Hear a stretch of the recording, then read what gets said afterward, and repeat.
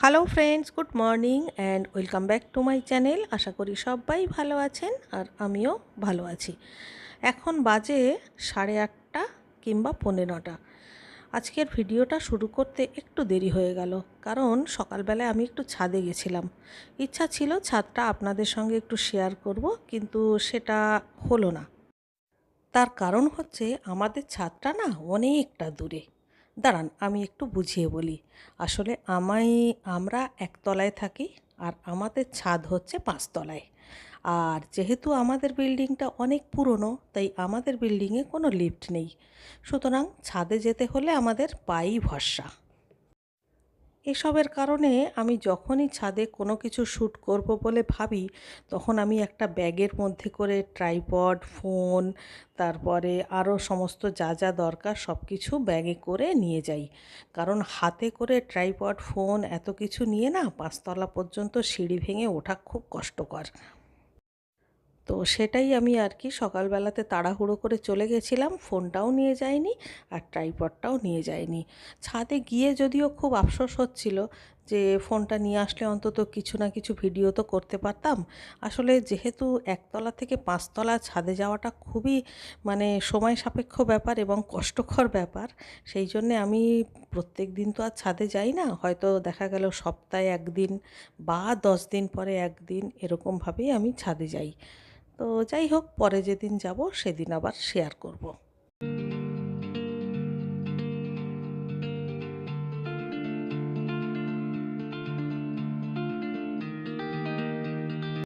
Vinegar দিয়ে গরম জল খাওয়া হয়ে গেছে। এরপরে এখানে দেখলাম গাছের গোড়াগুলো কেমন যেন শুকিয়ে শুকিয়ে গেছে, তো আজকে একটু জল দিয়ে দিলাম।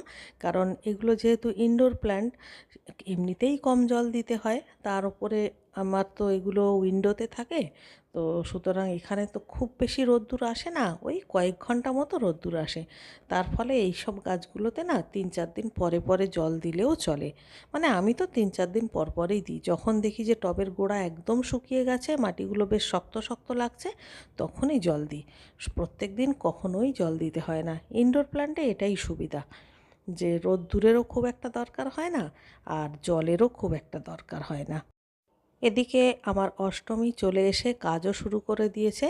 তো কথায় কথায় আমরা আলোচনা করছিলাম, সামনেই বিপত্তারিণীর পুজো, তো কে কোথায় গিয়ে কিভাবে পুজো টুজো দেয় এইসব আর কি। খাওয়ার আছে 13টা লুচি কোনো মানুষ খেতে পারে? বরং করা উচিত কি বলতো, একটা বড় করে বানিয়ে সেটাকে আমি করি 13টা ছোট ছোট করি, সব একসাথে করে নিই, যেটা নিয়ম কিন্তু ওই 13টা তুমি ছোট ছোট ছোট ছোট করো? হ্যাঁ, করে নিয়ম। 13টা ওই ওই ঠাকুরের গ্লাসে ঢাকা দিয়ে দিয়ে ফুচকার মতো? অত ছোট নেই, এরকম হয়।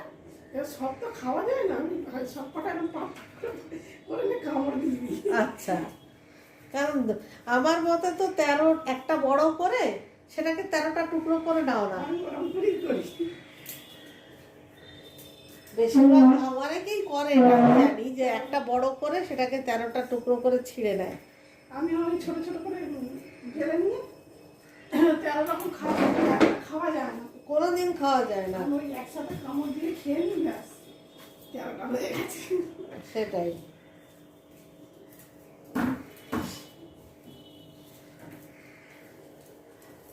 আমি ওই একবারই গেছি অষ্টমীর সাথে, তখন আমাদের বাড়িতে আমার ওই অষ্টমী থাকতো। ওরা তো সব একদম ভোর 4টের সময় যায়। ভোর 4টের সময় তো আমি একবার গিয়ে আবার প্রথমবারই জুতো চুরি হয়ে গেল। তারপরে আমি আর যাই না কোনোদিন। আমার ঢাকা কালীবাড়ি বেঁচে থাক, যেখানে দিলেই। হ্যাঁ। আর ঢাকা কালীবাড়িতে খুব শান্তি করে দেওয়াও যায়, ভিড় হলেও বেশ বসার জায়গাও পাবে। লেক কালীবাড়িতেও কি বিপত্তারিণী পুজো হয়? হবে তো নিশ্চয়ই, কালী ঠাকুর আছে। হ্যাঁ, তা ঠিক। তবে লেক কালীবাড়িতে বসার জায়গা নেই, ঢাকা কালীবাড়িতে বসার জায়গা আছে। কি সুন্দর ওখানটা চাতালটায় বসার ব্যবস্থা করে দেয়, ওখানে বসে থাকলেও সব পরপর পরপর এসে যার যার মতো পুজো দিল, ওটা ভাল লাগে। আর লেক কালীবাড়িতে হতে পারে, কিন্তু লেক কালীবাড়িতে জায়গাটা নেই না, রাস্তার ওপর দিয়ে। আজকে সকালটা যেহেতু দেরিতে শুরু হয়েছে তাই সকালবেলায় আর চা খাইনি, একেবারে ব্রেকফাস্ট বানিয়ে সবাইকে দিয়ে দিলাম, তারপর আমি নিজেও ব্রেকফাস্ট করে নিলাম। এইবারে আমার জন্য 1 কাপ চা করে নিলাম আর 1 মুঠো বাদাম। তো চাটা খেয়ে এবারে একবারে রান্না করব, আর আজকে কিন্তু কোনো রেসিপি শেয়ার করব না। তো চলুন একবারে রান্নাবান্না সেরে দেখা হচ্ছে। আজকে রান্না করেছি পেঁপে আলু দিয়ে নিরামিষ তরকারি, আর হচ্ছে ডাল। এটা হচ্ছে অড়হর ডাল, যেটা আমি ঘি ফোড়ন দিয়ে করেছি। আর করেছি মাছের ঝোল, যেটা এখনও পর্যন্ত নামানো হয়নি। এই দেখুন কড়াইতেই রয়েছে, দাঁড়ান ঝোলটা নামিয়ে নিই। আর এটা কী মাছ বলুন তো? এটা হচ্ছে ভাঙড় মাছ, যেটা আমি আলু টমেটো দিয়ে ঝাল করেছি। আমি যখন রান্না করি তখন রান্নার সাথে সাথে অন্যান্য কাজগুলোকেও সেরে ফেলি। এই যেমন দেখুন না, রান্না করতে করতে বোতলগুলোকেও ভরে নিয়েছিলাম, মানে যে কটা বোতল খালি হয়েছিল। এখন এবারে বোতলগুলোকে ভালো করে মুছে নিলাম, নিয়ে জায়গা মতো তুলে দিলাম। অন্যদিকে এই যে দেখুন ভাত উবুর দিয়েছিলাম, ভাতটাকেও এবারে ঢেলে নেব। আর আমি সবসময় ভাতটাকে 2 ভাগে ভাগ করে রাখি, একটা দুপুরবেলার জন্য, একটা রাত্রের জন্য। আর সাধারণত রাত্রিবেলায় যেহেতু মাইক্রোওয়েভে গরম করতে হবে, তার জন্য আমি একটা কাচের পাত্রে রাত্রের ভাতটা ঢেলে রাখি, আর যে হাঁড়িতে যে ভাতটা রয়েছে এটা দুপুরবেলায় খাওয়ার জন্য। তো এটাকে এবারে রেখে দেবো, দিয়ে রান্নাঘরটা অল্প করে একটু ক্লিন করব, মানে ওই সামনেটা আর কি। পুরো রান্নাঘর তো আর আমি ক্লিন করব না, সেটা তো বিকেলবেলায় অষ্টমী এসে করবে। তো চলুন এবারে আমি এগুলো কাজটা সেরে স্নান করতে যাই, তারপর আবার পরে দেখা হচ্ছে। তো দুপুর গড়িয়ে সন্ধে হয়ে গেছে, আর আমার অলরেডি হাত মুখ ধোয়াও হয়ে গেছে। চলুন এবারে ঠাকুরকে খেতে দিই। আর আজকে জানেন তো সারা দিন বৃষ্টি হয়েছে, অল্প অল্প টিপ টিপ করে, একেবারে যে ঝমঝমিয়ে বৃষ্টি হয়েছে তা নয়, কিন্তু অল্প অল্প বৃষ্টি হয়েছে, তাতে মোটামুটি পরিবেশটা অনেকটাই ঠান্ডা, মানে সেই গরমটা আর নেই। গতকালকে যেমন পুরো মেঘলা হয়েছিল, এক ফোঁটা বৃষ্টি হয়নি, আর আজকে দেখলাম সকাল থেকে ঝিরিঝিরি বৃষ্টি হয়েছে, মানে মেঝে মেঝে টানা, সরি, মানে বাইরে মাটিটা ভিজে, সারাদিনই ভিজে। তো তবুও যেটুকু পাই সেটুকুই ভালো। তো ভালোই লাগলো। চলুন আর কথা না, এবারে ঠাকুরকে খেতে দিই।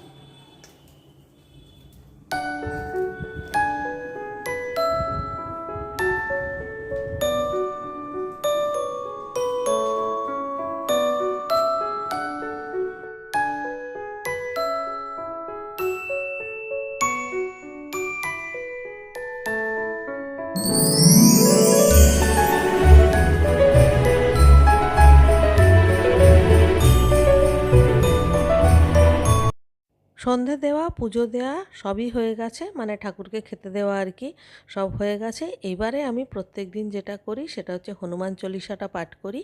তো সেইটা প্রথমে পড়া শেষ করব, এরপরে কিছুক্ষণ বাইরে চলে যাব এবং সমস্ত ঘরে যে ঠাকুর আছে সমস্ত ঠাকুরকে একটু ধূপও দেখাবো, তারপর কিছুক্ষণ ওয়েট করব।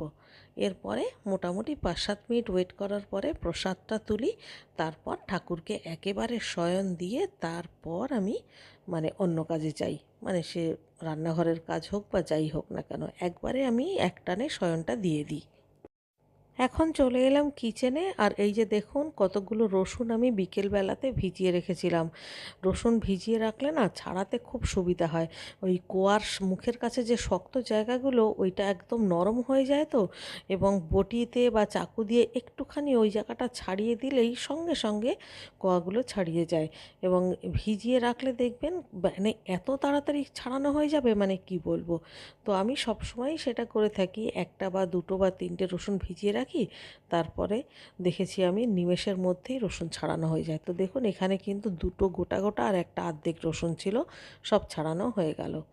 এইবারে কিছু মালপত্র গোছাতে হবে, যেটা বেশ কয়েকদিন ধরে করাই হচ্ছে না। এখানে কিছু মুদি মাল আছে, মানে ওই মশলা, তারপর মশলার গুঁড়ো, এই সমস্ত। এইগুলোকে একটু কৌটোয় ঢালতে হবে, সে আর আজকাল করে করে ঢালা হচ্ছে না। তো ভাবলাম এদিককার তো কোনো কাজ নেই, তাহলে এই কাজটা আগে সেরে নিই।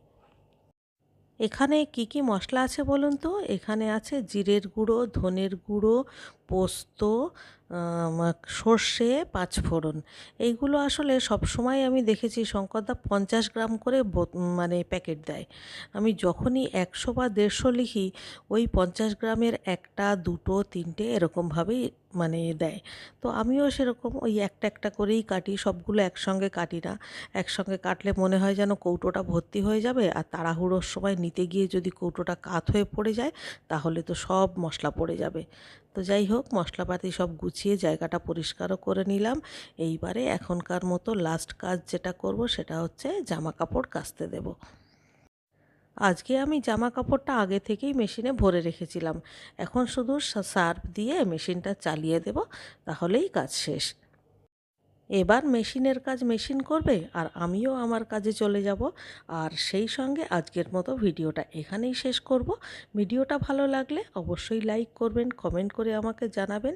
আর আপনি যদি আমার চ্যানেলে নতুন বন্ধু হয়ে থাকেন তাহলে চ্যানেলটিকে সাবস্ক্রাইব করে প্লিজ আমার পাশে থাকবেন। তাহলে আজকের মতো এই পর্যন্ত, দেখা হচ্ছে কাল সকালে। ততক্ষণের জন্য সবাই ভালো থাকবেন। সবাইকে tata, good bye, good luck and love you all.